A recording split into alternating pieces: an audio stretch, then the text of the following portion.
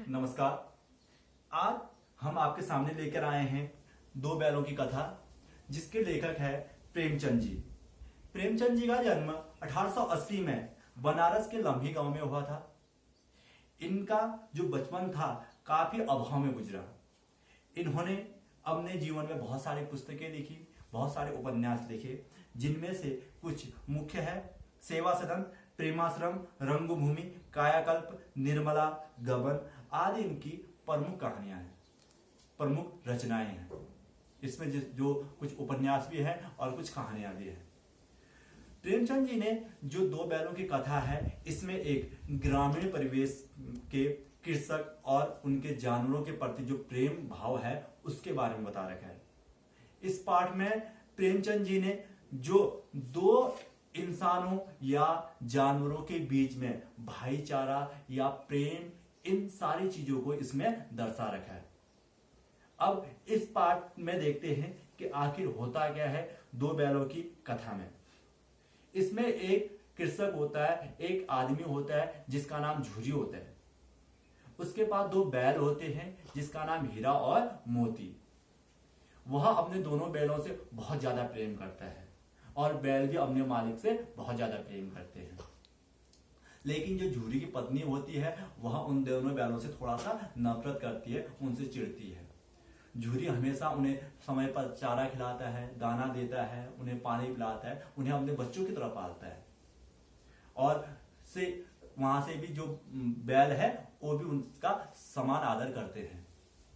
एक बार की बात है, जो झूरी का साला गया होता है, उसका नाम गया, वह बैलों को लेने आता है।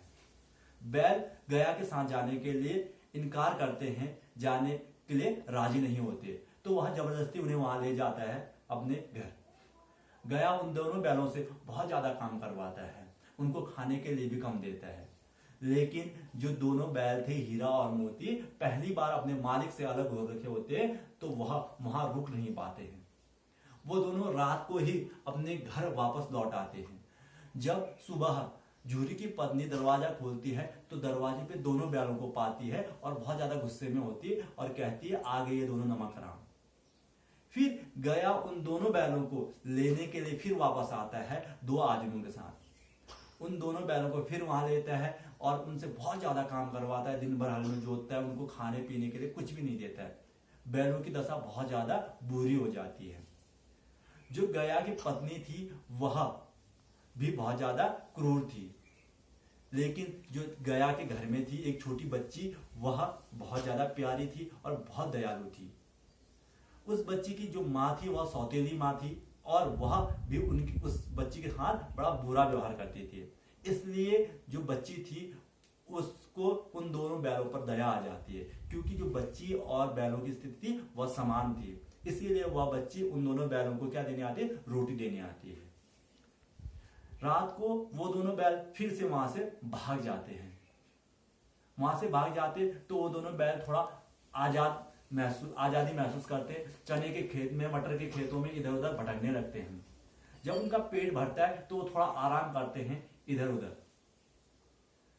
जो हीरा और मोती थे वह वहां से जा रहे होते हैं फिर से मटर के खेत में, लेकिन उस समय हीरा थोड़ा मना करता है, लेकिन मोती उसकी एक नहीं सुनता। वहां से गांव के कुछ लोग आते हैं, उनको पकड़ लेते हैं और उन्हें कांजी हौद में डाल देते हैं। वहां डाल देते हैं तो वहां बैलों की क्या की जाती है, बैलों या अन्य जानवरों की नीलामी की जाती है। जब वो दोनों हीरा मोती वहां पहुंचते हैं तो वहां देखते कांजी हॉर्स में देखते कि वहां बहुत सारे जानवर पहले से पड़े हैं जो काफी दुबले पतले होते हैं। वो दोनों वहां पहुंचते, उन दोनों के साथ भी वही किया जाता है, उनको कई समय तक खाना नहीं दिया जाता है। वो दोनों आ जाते हुए थे, फिर से बेचारे दोनों क्या हो जाते हैं, फंस जाते हैं। वहां फंस जाते हैं तो वहां जो बैलों की और जानवरों की हालत होती है वो बहुत ज्यादा बुरी होती है, क्योंकि उनकी नीलामी की जाती है। जितने पैसे मिलेंगे, जितने अच्छे जानवर होंगे या जो जानवर होगा उस हिसाब से उनको पैसे दिए जाते थे वहां के लोगों को। तो जब वहां के जानवर की स्थिति देखी तो हीरा और मोती को बहुत ज्यादा दया आती है और वो एक निर्णय लेते हैं कि अब इन जानवरों को हम यहाँ से क्या करेंगे, आजाद करवाएंगे। हीरा और मोती दीवार पे अपने सींगों से मारने लगते हैं, दीवार टूट जाती है और सारे जानवर वहां से क्या हो जाते हैं, भाग जाते हैं। तब मोती कहता है कि इन जानवरों का हमको आशीर्वाद जरूर मिलेगा। वो भी वहां से क्या हो जाते हैं, भाग जाते हैं। और जो वहां पर वो दोनों अपने मालिक के घर चले जाते हैं। यहाँ पर इस कहानी में ये दिखा रखा है कि जो जानवर और मालिक के प्रति प्रेम है वह बहुत ज्यादा गहरा होता है। हर किसी के अंदर एक दिल होता है जो कि हर इंसान का सम्मान करना जानता है, लेकिन हम अगर किसी के हाथ बुरा व्यवहार करते हैं तो वो भी हमारे साथ क्या करता है, बुरा व्यवहार ही करता है। इसीलिए कभी भी हमें किसी भी जानवर को सताना नहीं चाहिए। यहाँ पर एक बार एक चीज और कि जो हीरा और मोती होते उनको गया की पत्नी मार रही होती है, तब जो मोती होता है वो कहता है कि मैं इसको सींग से मारता हूं। तब वहां पर हीरा बोलता है कि हमारी यह सभ्यता नहीं है या यह हमारे संस्कार नहीं है कि हम किसी स्त्री जाति को मारे। यहाँ पर जो प्रेमचंद जी ने दिखा रखा है कि स्त्री को कुछ अलग ही दर्जा दिया गया है, एक ऊंचा दर्जा। मानव जाति या किसी भी अन्य जाति में ये नहीं कि हम किसी स्त्री जाति पर हाथ उठाए या उसका अपमान करें। इसीलिए यहाँ पर हम एक ही सीख मिलती है कि हमें हमेशा जानवरों का सम्मान करना चाहिए, उनके हाथ एक प्रेम भाव रखना चाहिए। अगर हम उनका सम्मान करेंगे तो वो भी हमारा सम्मान करेंगे। उनके पास जुबान नहीं है फिर भी वो हमारे लिए क्या होते, वफादार होते। धन्यवाद।